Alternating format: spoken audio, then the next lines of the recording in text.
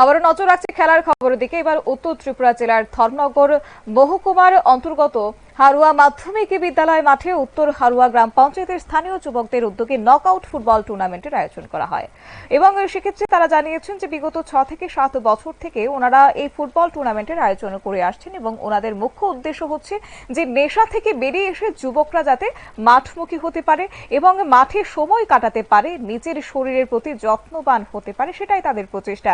তাই তারা একটি স্লোগানও তৈরি করেছেন, ক্রীড়াই হচ্ছে শক্তি, ক্রীড়াই বল, মাদক ছেড়ে খেলতে চল। এই স্লোগানকে পাথেয় করে তাদের এই উদ্যোগ এবং ওনারা আরো জানান বর্তমানে তাদের খেলা শুরু হয়েছে 12টি টিম নিয়ে।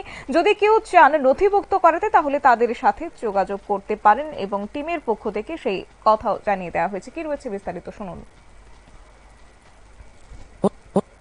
প্রথমত আমরা এই খেলা বিগত 6 থেকে 7 বছর হবে শুরু হয়েছে।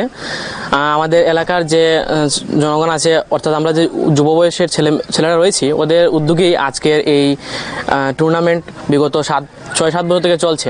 এবার আমাদের মূল উদ্দেশ্য হলো, আমাদের আজকের এই যে টুর্নামেন্ট, এটা অনেক বছর থেকে চলছে।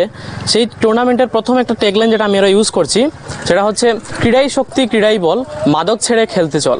বর্তমান প্রজন্মের অনেক ক্ষেত্রেই দেখা যাচ্ছে যুবকরা মাদকের প্রতি আসক্ত, তো তাদেরকে ক্রীড়ার প্রতি নিয়ে আসার জন্য এবং সেই জায়গা থেকে বেরিয়ে আনার জন্য আজকের আমাদের এই প্রয়াস। এবং আপনাদের এখানে কতগুলো টিম রয়েছে বর্তমানে? এখন পর্যন্ত 12টা টিম এন্ট্রি হয়েছে, আরও চলছে। এবার যদি অন্যরা কেউ এসে টিম দিতে চায় তাহলে দিতে পারবে। এই যে আপনারা এন্ট্রি যারা আবার আসবে, কতদিন পর্যন্ত সময়সীমা রেখেছেন সেটা?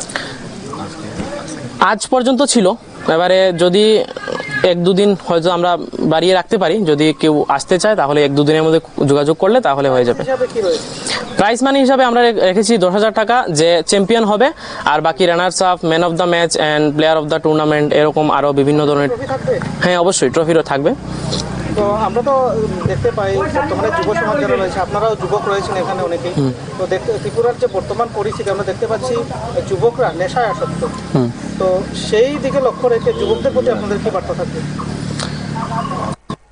অর্থাৎ মূল লক্ষ্য হচ্ছে যুব সমাজকে সুস্থ রাখা এবং আজ উদ্বোধনী দিনে রুয়া জুনিয়র এফসি বনাম দক্ষিণ হারুয়া দিনের প্রথম ম্যাচে দুটি শক্তিশালী টিম মোকাবিলা করে এবং পেনাল্টি শুভ আউটে দক্ষিণ হারুয়া বিজয়ী হয়।